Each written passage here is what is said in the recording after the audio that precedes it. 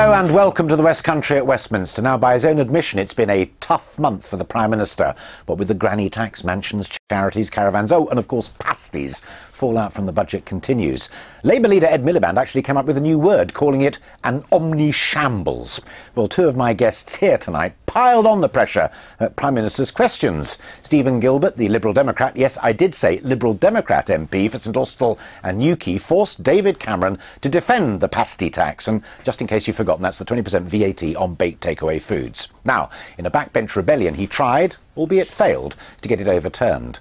Perhaps more predictably, Kerry McCarthy, who is the Labour Member of Parliament for Bristol East, asked about families struggling with the cost of living and got in a dig over dinners at Number 10. I'm also delighted to be joined by James Gray, the Conservative Member of Parliament for North Wiltshire, who also had his own little rebellion over littles, he's saying there out of the corner of my eye, over VAT on church repairs. We'll talk about that in just a moment. Also, with local elections in some councils just a couple of weeks ago, how confident are my guests for their parties? Now, before we get into that, let's hear Stephen and Kerry at PMQs yesterday. The Prime Minister will be aware that there is no VAT chargeable on caviar, and yet the government is proposing to put VAT on the Cornish pasty. Can he tell me why that's fair? I think, I understand that feelings in Cornwall run high on this, but let me explain. What I think is unfair is that products sold in a fish and chip shop, which are subject to VAT, those same products can be sold in supermarkets, not subject to VAT. I don't think that's fair, and that's why it's right we redraw the boundaries. Kerry McCarthy. While the Prime Minister is entertaining millionaire party donors to cosy kitchen suppers at his Downing Street flat, thousands of ordinary people are queuing at food banks because they can't afford to feed their families. What do those people worst hit by this government's cuts and by the biggest rise in food prices since August 2010 have to do to get a quiet word in the Prime Minister's ear? Is there any chance he could invite some of them round for supper? Yeah. What this government has done is actually the biggest increase in the child tax credits that go to the poorest families in our country. What we did in April 2011, there was a £255 increase. That was the largest ever increase, and there's a further increase this year of £135. Added to that, we've taken 2 million of the poorest people out of income tax altogether. So the Prime Minister there seeing off two of my guests. We'll come to the third in just a moment. David Cameron told you very pointedly he understands your pain. Does he? I think he does. He's got a deep connection with Cornwall. It's not just a Cornish issue, though. This is the Cornish pasty in the southwest. It's meat and potato pies in the north of England. It's the Scottish bridie. What I'm saying is the government are trying to simplify the VAT rules. I think that's a commendable goal. But when you put VAT on a hot pasty, but it's not on a cold pasty, and it all depends what the weather is doing outside, I don't think what the government's proposing actually achieves their end. So far from leading rebellion, I was trying to be helpful to the Prime Minister and the government. I love that when members of coalition say, I was only trying to be helpful. You, on the other hand, clearly were not trying to be helpful, and very pointed comment. But he did, to be fair, come back and make the point about child credit and what have you, and he didn't mention the personal allowance, which went up very significantly in the budget. Yeah, did he see you off as well? Well, I think the fact is that people are struggling with the cost of living, and it's partly because of changes that the government's made, but it's also, you know, fuel prices going up, fuel bills going up, and food prices have gone up, and even people on sort of reasonably generous salaries are feeling the pinch. So his answer, although he said some of the, you know, the better things that the government is doing, didn't look at the picture in the round, and it's undeniable that people are struggling to make ends meet, and it's often the food bills.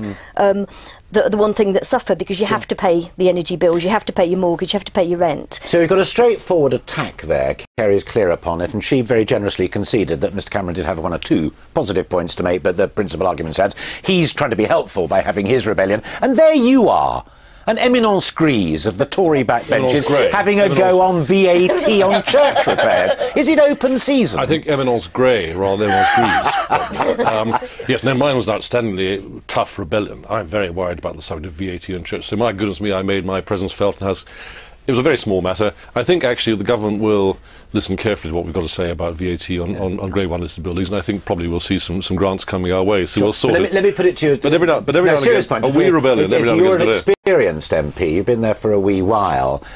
You rebel, as Stephen described his very eloquently about pasties, when actually you know you're safe. If you listen to Kerry, you're not that safe. As a coalition, as a Tories, yeah? I didn't completely no idea what you're talking about. Well, you only rebel.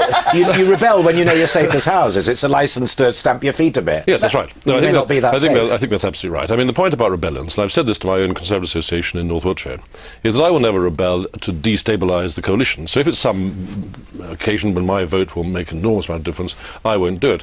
But when it's a matter of VAT on churches or on pasties, or I've rebelled 2 or 3 times as Parliament, it's an important way for a backbencher who represents his people to be able to say to the government, well, actually, I don't like that, and I want you to change it.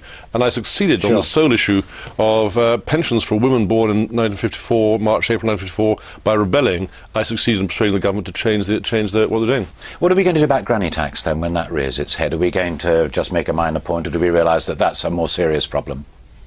Well, it's been debated in the House of Parliament today, and I think it's, again, it goes to this overall picture that I don't think the government quite understands that the pressure that people are feeling at the moment, and particularly people on fixed incomes like pensioners. So there's, when you've got Joan Bakewell leading a march of pensioners on Parliament, I think it is something that the government ought to be listening to, and it's when it's coupled with things like the tax cut for millionaires.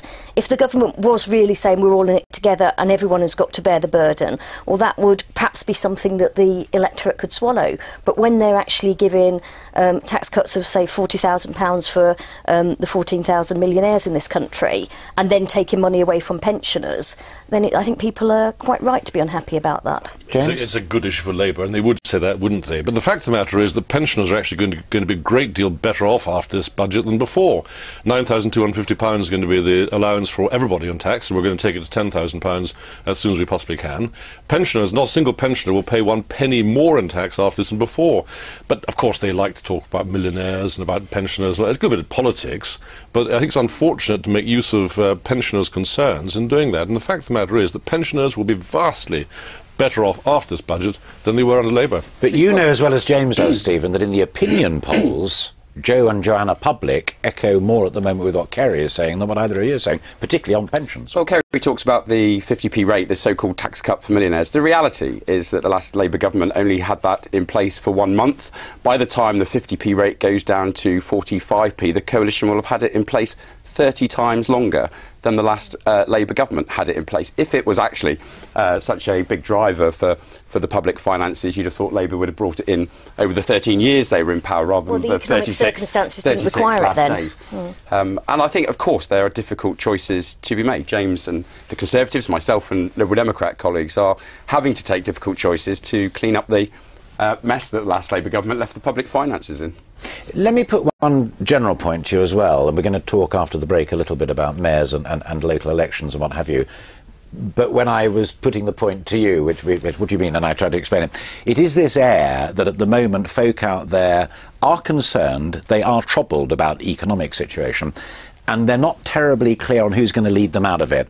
You're doing better in the polls at the moment as Labour, but you're not walkover by any means. You're really squeezed, and you have disappeared beneath UKIP on several occasions. Is it a new circumstance for folk out there watching? I think coalitions are very difficult, and people don't quite understand that, but they are very difficult. I shout the corner for the Conservatives because I'm a backbencher. Sure. You shout the corner for the Lib Dems because you're a backbencher, but somehow or other our bosses have got to work together. And I think people out there realise that today, just the interest alone on our debt is £120 million a day. That's enough for 1 million nurses and firemen and policemen. 120 million quid a day just for the debt interest, never mind. And that's what we've got to deal with, and that's what this government is dealing with. So little spats about pasties and this and that don't really matter. What matters actually is the fact that George Osborne is getting to grips with the economy of the country. Sure. Which is absolutely right, I think, about the overriding national imperative that the coalition government tackles the issue of the deficit that's been left. It's clearly the glue that's binding the coalition together, and whilst of course it's quite right that backbench MPs raise particular issues of concern, that's our job, it's not going to destabilise a coalition that has a national mission. But so long as there isn't going to be a general election until 2015, unless a huge number of you voted to go and do that now, then come May and the local elections, there will be a big chance for people to mount a protest. But the party that's doing best, same as I said to Stephen a moment ago, is not Labour, it's people like UKIP. Any than other than they're above. No, well, I think UKIP are on about 8% or so in the polls, and Labour are in the 40%. So I don't think you can sort of say that they're doing better than the main political They're parties, increasing faster than you are. I think UKIP are always a repository for protest votes when the Conservatives aren't very popular for some reason or another, and in the South West in particular, UKIP have always been there as a repository in that sort of way. And in other places you'll see George Galloway or perhaps the Greens, and the Liberal Democrats used to fulfil that function. Galloway, that was but yeah, so they will pick up some support, but I think it's very flaky support. It's a protest vote rather than wholehearted endorsement of where they're coming from. All right. But I'm going to have to leave it there because we're going to take a break, and look, rather like the mayors, there aren't those elections happening everywhere, but we'll be talking about mayors and other things in just a moment. We are going to take that short break, as I say, but when we come back, elected mayors, but also school places and why there aren't enough of them. Stay with us. We're back in just a few seconds.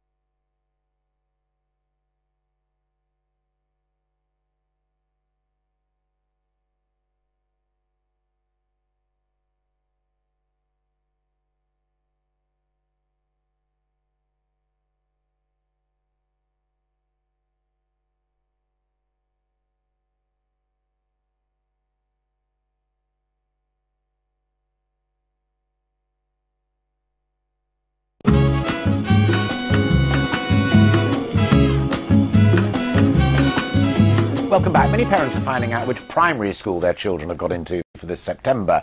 But in some parts of the southwest, as indeed in the rest of the country, there just aren't enough places. Councils have been drawing up crisis plans, as Richard Payne reports. Every garden is home to thousands of them.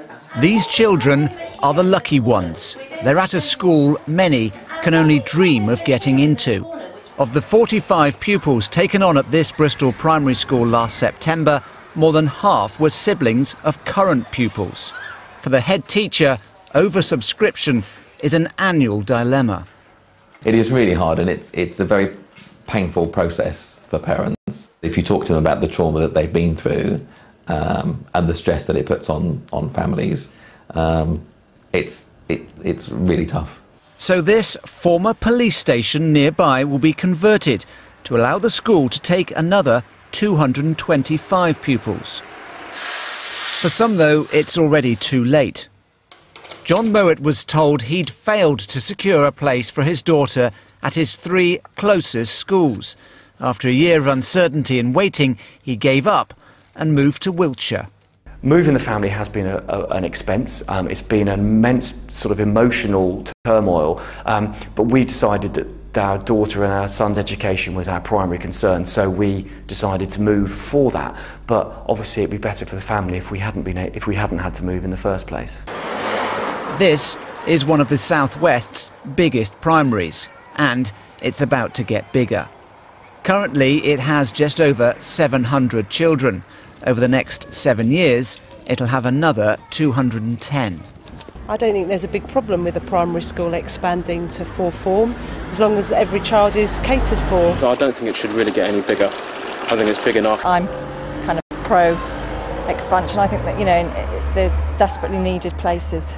The council has just secured another £23 million from the government, the largest sum outside London, to try to cope with the primary school problem. With a 20% rise in demand over the last 4 years alone, it'll need every penny. I want to come to the money in just a moment, but actually go back into almost the demographics, as it were, because it's not a party political point in that sense. But we talked there in the report about a baby boom, which clearly started while Labour were in government. The stats started to come through. Now there's a coalition government or what have you. We seem to be consistently useless at forward planning to have enough places for our kids. Well, that is something that I've raised with the local council is, you know that if a child is born in 4 years' time, it's going to need to go to school. And you also know that if you provide a place for it as a 4-year-old, it's going to need a place as a 5-year-old and a 6-year-old and so on. So although the money's very welcome, that's very much about dealing with that problem at reception class level. And we will have, this cohort of pupils is going to pass through the school ages. Is the answer then to take more of those planning powers away from local education authorities that are virtually withered on the vine anyway, put more powers into the central Department of Schools and Education and Science, what have you? What is the answer to that? No, I think it's about making sure that locally elected officials and local council officers actually look at what they're looking at. If they see a baby boom coming through, they haven't been doing for the last 3, 4, 5 years. I think that's right. And in Newquay, we've seen issues in Cornwall too, not to the same scale that Kerry has in Bristol. But it is a problem of local planning. I don't think taking away powers from local decision makers there will be the answer. I think we have to try and get them to focus on much more longer term planning. And when Mr. Mowat said in the film there that he was going to be moving his family because of a great concern for his child, and very admirable, from Kerry's city to your constituency, you quietly said, oh, that's good. But he then went on to say, not everyone can do that. That's not really the long-term answer. Not everyone can do that, and we have some problems too in Wiltshire, despite the fact our county is extremely well run. But our problem, of course, there is the building of new houses. And I'm very strongly opposing the building of houses. For example, in Malmesbury, there are great shortages of primary school places in Malmesbury. We don't want 700 more houses in Malmesbury because that would cause the kind of problems that Kerry has in Bristol. So we've got to watch this, and I think planning actually is one way that we can try and prevent happening in the future. But let me stay with you, James, for a moment, because your answer at the secondary level is very much getting the market going there, and free schools and mums, dads, teachers and whomsoever can do it, getting together and doing their own school. You're not yet applying that logic to the primary sector, are you? Well, academy status is the main thing we're doing with regard to secondary schools, and I'm very proud of the fact that what was called Bast Academy is now called what was called Bassett Comprehensive is now called Royal Wootton Bast Academy. But would that approach apply? Could it apply to primaries? Possibly, theoretically, but they're so much smaller, it's much harder to do. So no, not really. But giving as much freedom to parents, to governors, to heads, and to teach themselves to run the school seems to me to be absolutely the right way to do it. Get it away from back to Bristol, which we saw a lot in the film. I mean, what's going to happen unless something's done, whether it's your solution, Stephen's, or James's, is, as that woman said in the middle of the film, the classes are just going to get bigger and bigger and bigger. And we're already seeing that. We're seeing schools that have gone from 2-form entry to 4-form entry, in the space of a year. And a lot of parents aren't comfortable with that because they would prefer their children to be a sort of smaller-sized primary school, not the sort of size that you get at secondary level. But so we do need some extra schools as well. One of the problems we had in Bristol is that the government funded a free school at secondary school level where the existing schools in the area were already undersubscribed. So we didn't need that free school. We didn't need the millions going into that. We needed new primary schools. And I'm glad that the debate seems to have shifted so that people actually realise it. Just a final brief thought from Stephen, if I may, because I want to move on to the mayors, on this thing about class sizes that your constituents are going to face. It's not all going to be about the money, although the government has put £1.5 billion into capital projects for both primary and secondary schools over recent years to help address it. I think it's about getting local decision makers to really grip the issue. Perfect. All right, that takes us perfectly into the next thing, because in the next 2 weeks, people of Bristol will have the chance to vote in a referendum on whether they actually want an elected mayor to run their city. If they vote yes, then later in the year they'll be asked to choose who it will be. Introducing elected mayors in cities across the UK is a key coalition government policy, but a local architect, George Ferguson, has said that he will stand as an independent if there's a yes vote. Many are opposed to the whole idea, however, on the grounds of cost and indeed on the grounds of democracy. The elected mayor position gives the opportunity for Bristol to be really put on the agenda in London, to be put on the agenda in Europe, and to attract attention. I don't think we need to have an office of elected mayor. What we need here is annual all-out elections every 4 years, and possibly the government could look at creating a Greater Bristol. See, I'm going back to my muddled attempt then. I'm going to put my question to you again. I'm just wondering if in Bristol, Mr Ferguson has a good chance for the simple reason that he is neither Conservative, nor Labour, nor Liberal Democrat. I'm a very strong supporter of independence in local government altogether. So actually having independent mayors and also police commissioners coming out later in the year, let's find a way of helping these people to stand as independents who may have feel strongly about Bristol, but not necessarily be particularly allied to either the Conservative Party, the Labour Party, or indeed the Liberals. Bristol, great city, and we've talked about this. I went to university there. I'm very proud to have gone to university there, and I love the city. It doesn't need any reminder that it's a vibrant city, but does it need an independent to give it a kick in the backside? Well, George Ferguson was actually a Liberal councillor quite a long time ago, so he might be sound on an independent ticket, but Winston Churchill was once a Liberal before becoming a great Conservative Prime Minister. It's obviously up to the people of Bristol to decide. My main concern is that we need to get a decent turnout, both for the referendum and then if Bristol does vote yes on May the 3rd for the actual election of a mayor, because I think it's important that if one individual is given that concentration of power, they've got to have a sizable mandate. Because it's a standalone referendum, is that right, in Bristol? Yes, there's no other reason for folk to go to the polls. We saw in Salford, I think, had an 18% turnout. Well, that's not much of a mandate to change the way that a city is governed. Would you make that argument if the turnout was that low? Was the Liberal Democrats say, well, hang on a moment, what licence is that to have a mayor? I'm fairly relaxed about this. I think the important thing is that local communities get involved in the debate and take a decision on their own terms. I think that's one of the good things the government has been able to deliver over recent years, which is this renewed focus on localism, delivering back to communities the power to run their own affairs. If Bristol how do you wants to have a define mayor, that's I'm great. intrigued how you define that, because one or two of us were chatting in the room out there before we came in, and I think James was saying, done away with the regional development authorities and localism at that macro level, and yet here you are as a Lib Dem member of the coalition saying, oh yeah, but at that level it's all a good thing. Well, no, the reason we did away with the regional development authorities, regional spatial strategies, was to enable local communities to take more decision-making themselves.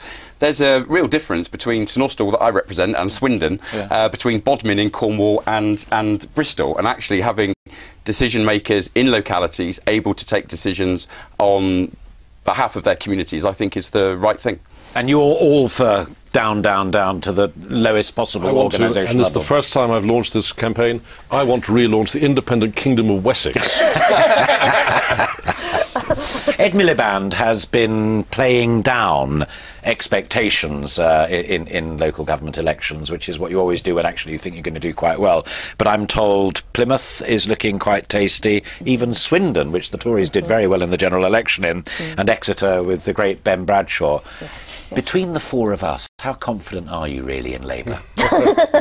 Well, I mean, it's one of the things about local elections. There can always be local factors that produce results that you don't expect. So I can't claim to be an expert on what's happening there. But I do think that, generally speaking, that Cameron's going to have a difficult time on May the 3rd in most of the places where there are elections, particularly in the north. I can speak a little bit for Swindon. I remember Swindon 10-15 years ago under the last Labour council, which was absolutely appalling time. It was dreadful. And the change that we brought about under the Conservatives in recent years has been fantastic. The word I'm getting on the ground, I've been out on the doorsteps quite a lot around, particularly West and North Swindon. 15 seconds, how nervous are Lib Dems? We don't have elections in Cornwall, so I'm very relaxed about it. I think across the country there's going to be all sorts of different factors that play in different ways, and where Liberal Democrats have strong local candidates running positive local campaigns, I'm sure they'll do very well. We shall watch it and analyse it. Thank you all very much indeed. That, I'm afraid, is where we have to leave it. My thanks again to my three guests, more importantly to you for joining us. We're back next month. A very good night to you.